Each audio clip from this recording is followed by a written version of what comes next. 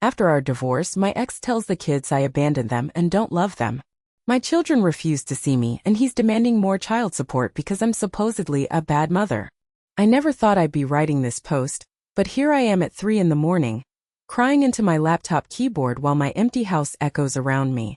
6 months ago, I had what I thought was a normal family life in Michigan.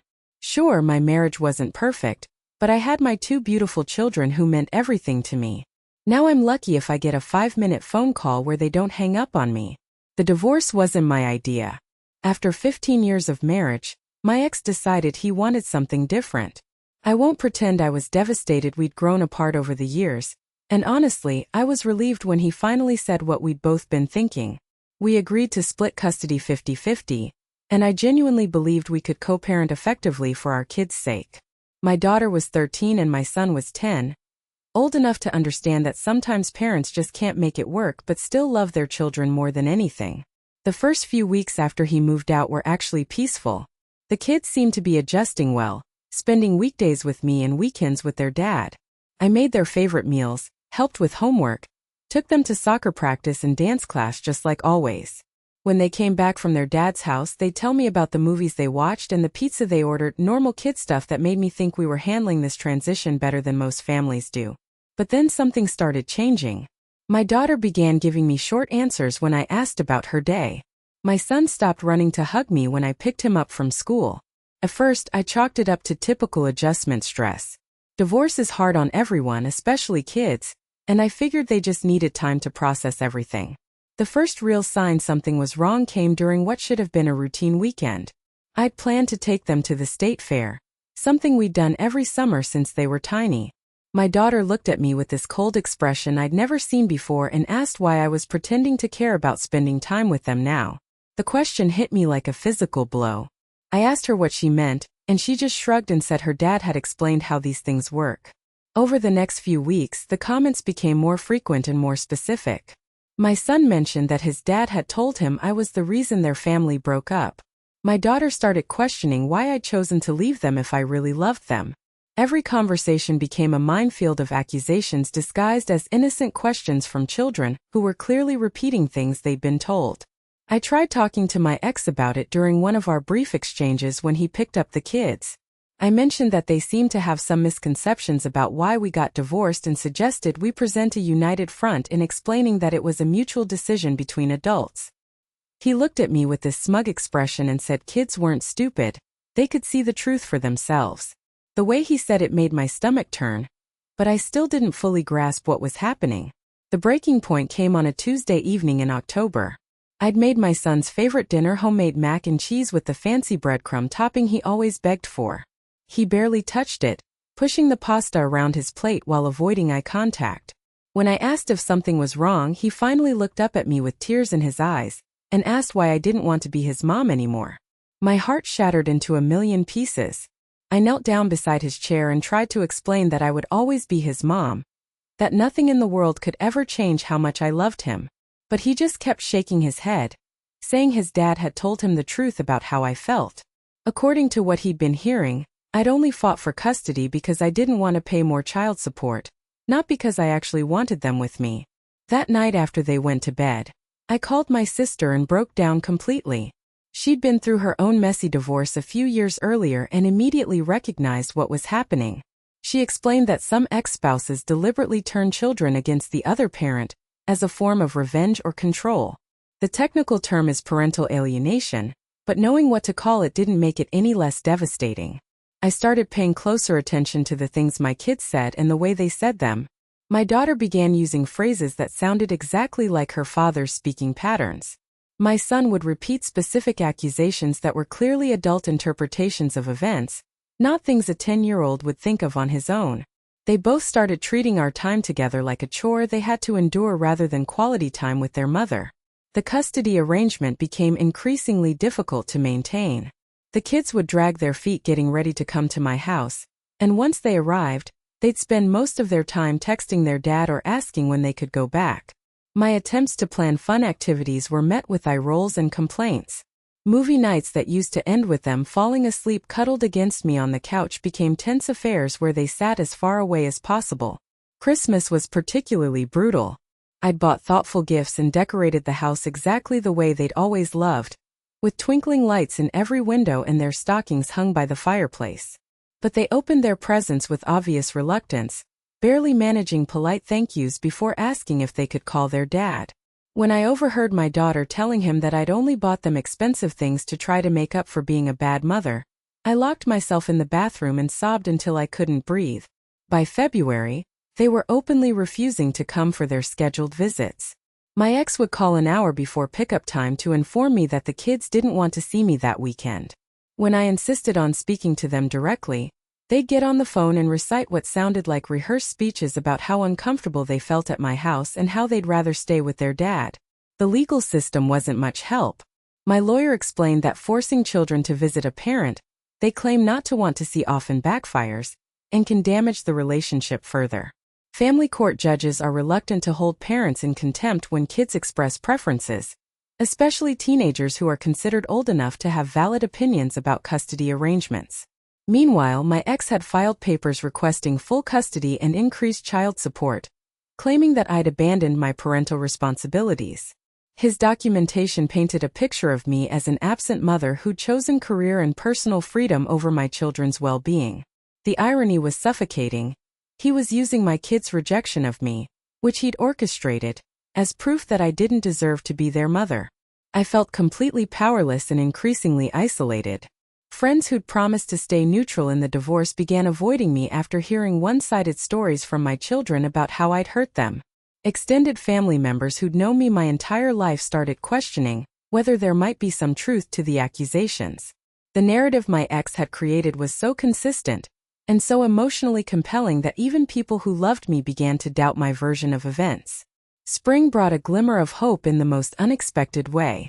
My daughter's best friend's mother approached me at the grocery store one day, looking uncomfortable but determined. She pulled me aside and quietly mentioned that she'd been hearing some concerning things about the situation between my ex and the kids. Apparently, her daughter had confided that my daughter often seemed stressed and anxious about the things her father said about me, and sometimes cried after their phone conversations. This woman, who barely knew me beyond school events and soccer games, had noticed something that all the adults closer to the situation had somehow missed or ignored.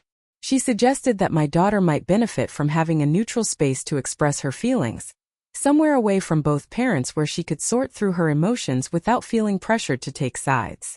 The breakthrough came during my son's birthday party at his father's house. I'd been invited probably for appearance's sake, and spent the afternoon feeling like an unwelcome stranger at my own child's celebration. But I noticed something different about how the kids reacted when their father wasn't directly watching them.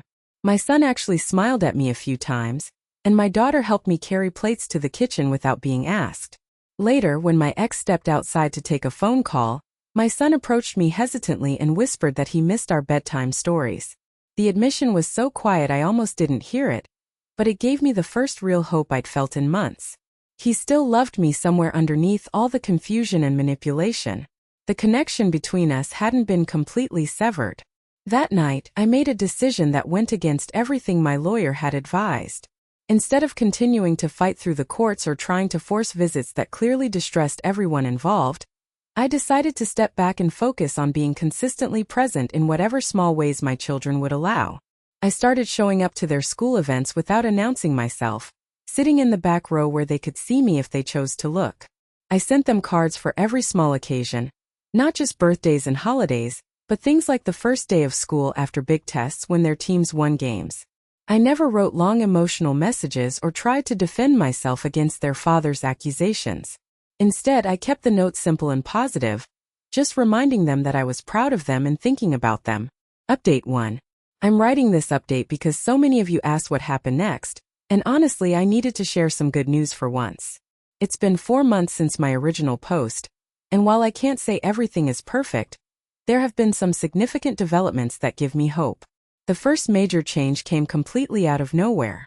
My daughter got caught in a lie at school. Nothing serious, just typical teenage stuff about homework she hadn't finished. But when the school called her father instead of me, even though I was listed as the primary emergency contact, she had what her teacher described as a complete meltdown. Apparently, she broke down crying and said she was tired of everyone treating me like I didn't exist. The school counselor, who'd been aware of our family situation, suggested that my daughter might benefit from having regular check-ins with a neutral adult. Not professional help exactly, but someone she could talk to about the stress of navigating divorced parents. The counselor had noticed that my daughter seemed particularly anxious whenever school events required parent communication, like she was walking on eggshells trying to manage everyone's expectations. My ex initially resisted this arrangement, but the school made it clear that they were concerned about my daughter's emotional well-being and would be monitoring the situation closely. I think he realized that opposing additional support for her might make him look bad, so he reluctantly agreed. Around the same time, something interesting happened with my son's soccer team. I'd been quietly attending his games, sitting far enough away that he wouldn't feel pressured to acknowledge me but close enough that he'd know I was there supporting him.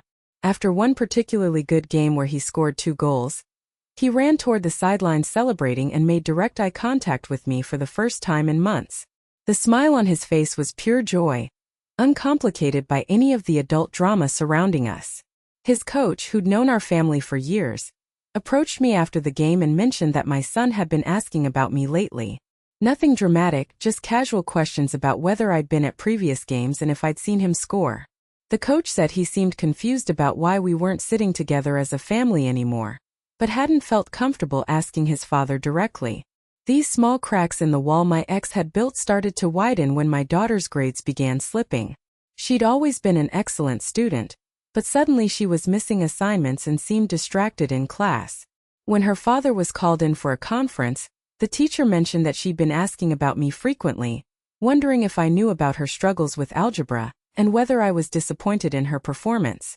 The teacher, completely unaware of our family dynamics, had assumed both parents were equally involved and had suggested that maybe I could help with homework since she remembered that I'd always been the one checking assignments in previous years. My ex was apparently caught off guard by this suggestion and couldn't come up with a reasonable explanation for why that wouldn't be possible. That weekend, for the first time in months, my daughter called me directly instead of having her father relay messages. Her voice was quiet and uncertain, but she asked if I could help her understand some math concepts she was struggling with. We spent an hour on the phone working through problems, and it felt like the most natural thing in the world. She even laughed at one of my terrible math jokes, something she hadn't done since before the divorce. The second major breakthrough happened during my son's school play. I'd bought a ticket like any other parent and planned to sit in the back, but when I arrived there were only seats available in the front few rows. I was nervous about being so visible, but I wanted to support him more than I wanted to avoid potential awkwardness. During intermission, my son spotted me from the stage and his whole face lit up. He gave me a tiny wave, clearly forgetting for a moment that he was supposed to be angry with me.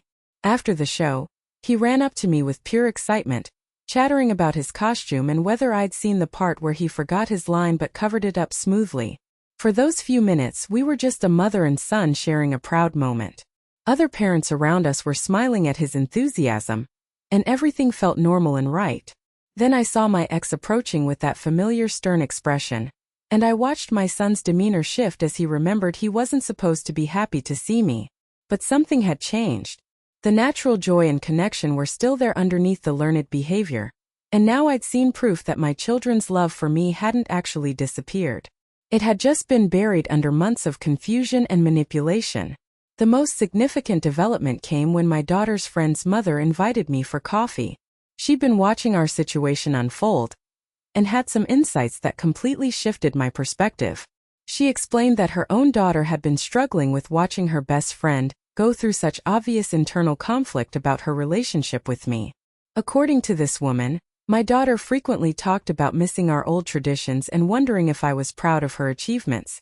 She'd been asking her friend's mother questions about whether divorced families could still love each other, and if it was normal for kids to feel guilty about wanting relationships with both parents. This conversation revealed something I hadn't considered. My children were suffering just as much as I was, but they felt trapped between their father's narrative and their own natural feelings. They weren't just being stubborn or ungrateful. They were genuinely confused children trying to navigate an impossible situation where loving me felt like betraying their father. Armed with this new understanding, I decided to write letters to both of my children. Not the emotional, pleading letters I'd been tempted to send before, but simple, honest notes acknowledging how difficult everything must be for them. I told them I understood they were in a tough position, and that I didn't want them to feel caught in the middle of adult problems.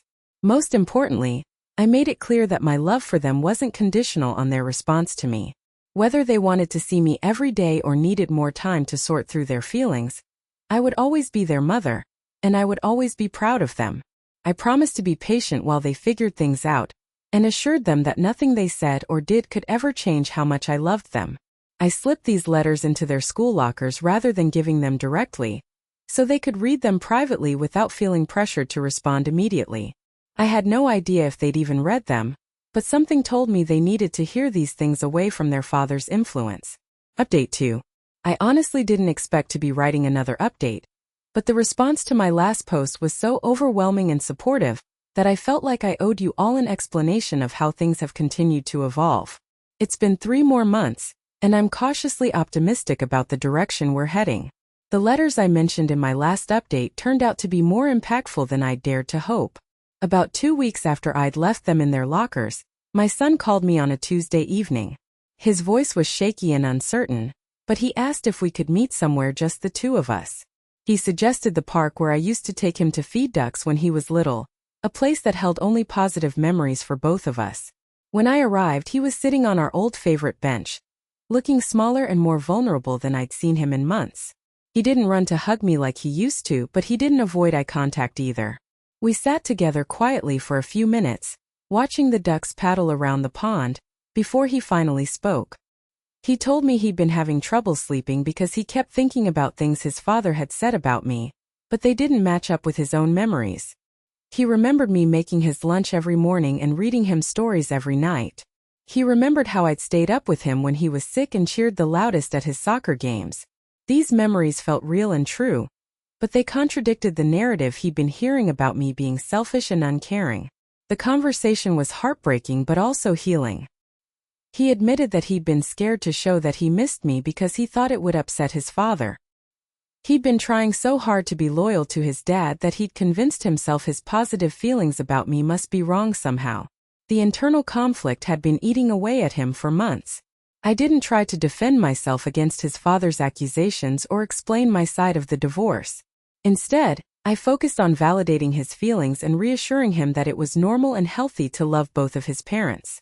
I told him that adults sometimes make mistakes when they're hurt or angry, and that he didn't need to choose sides or fix our problems. We spent 2 hours at that park, not talking the whole time, but just being together in a space that felt safe and familiar. When it was time for him to go back, he hugged me tightly and whispered that he'd missed me. It was the first genuine affection I'd received from either of my children in almost a year, and I had to fight back tears until after he left. My daughter's breakthrough came in a completely different way.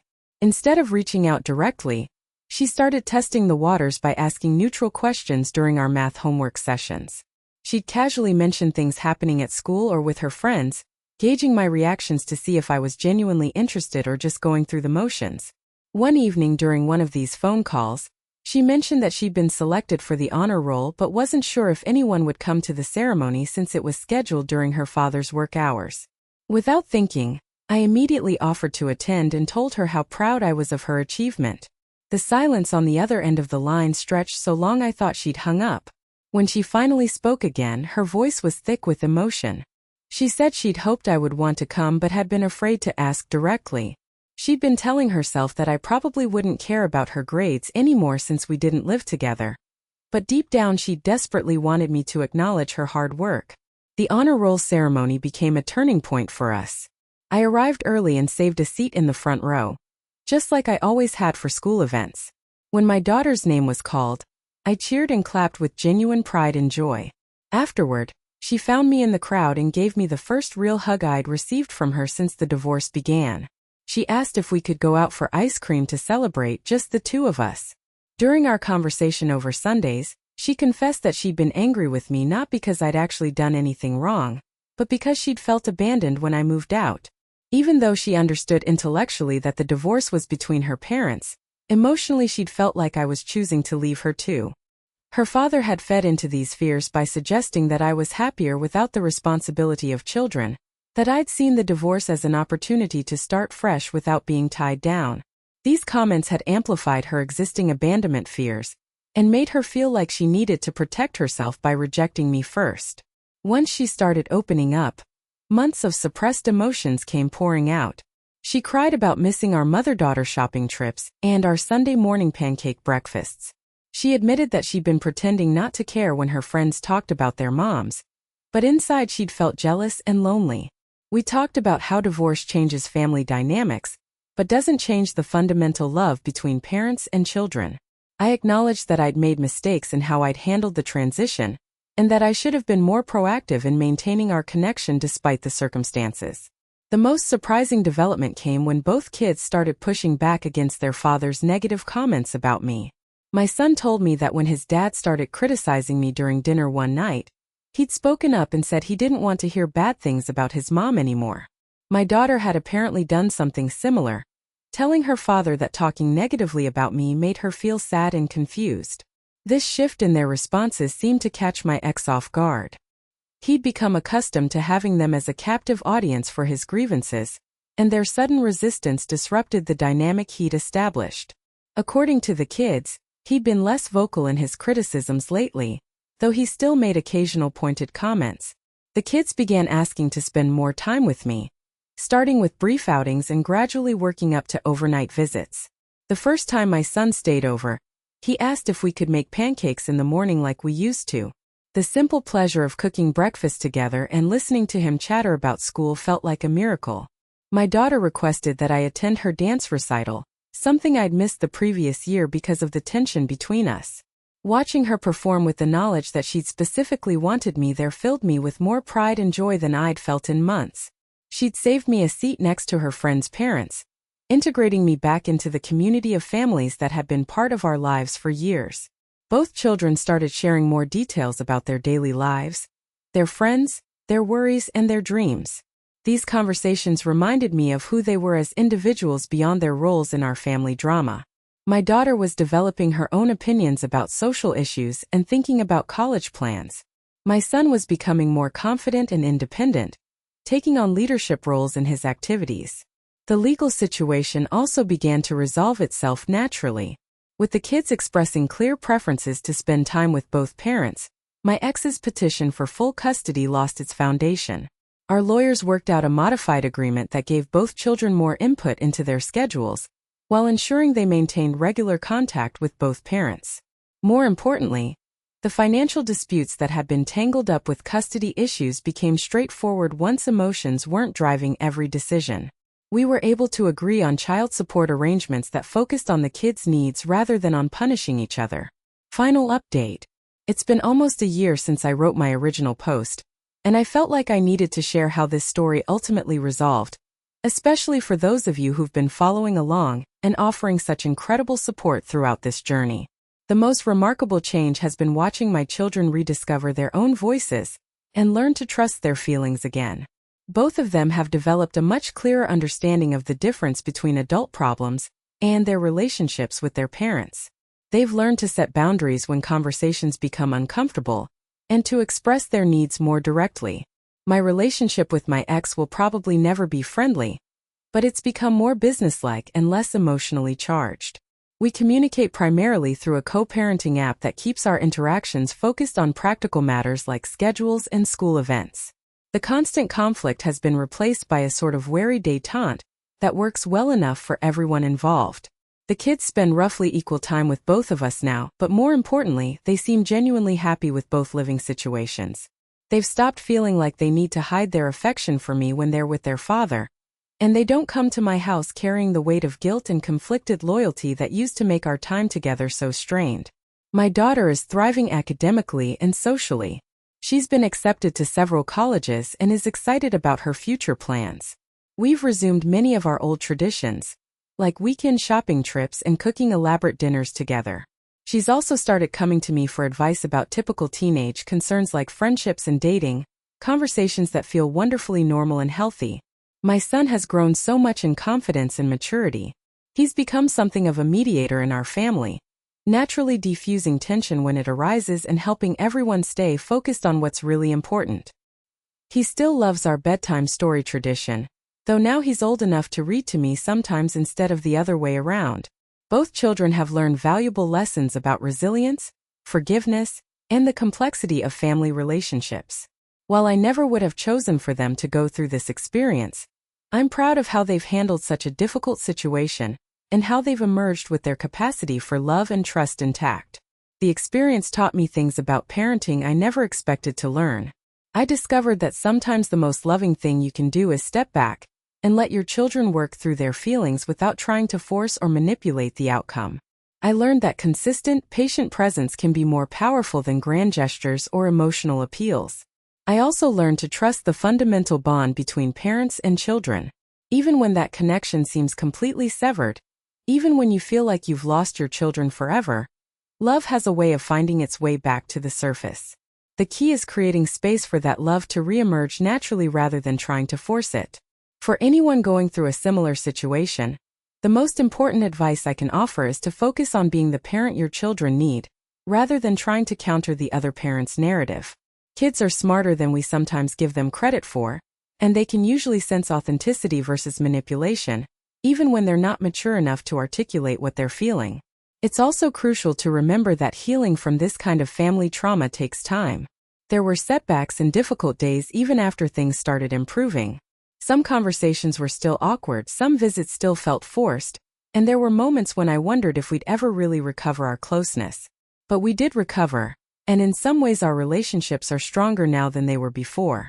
My children know they can count on me to be stable and supportive, even when everything else in their world feels chaotic. They've learned that love doesn't disappear just because circumstances change, and that families can survive even serious challenges. Today, both kids are preparing for major transitions. My daughter will be starting college in the fall, and my son is beginning high school. These milestones feel like celebrations rather than sources of anxiety, because we're facing them together as a family again. We've all learned that we're stronger than we thought, and that our love for each other can weather almost anything. I still get emotional thinking about the months when I felt like I'd lost my children forever. But I'm grateful for what that experience taught me about perseverance, patience, and the unbreakable bonds that connect parents and children. Sometimes the most important battles are won not through fighting, but through refusing to give up on love.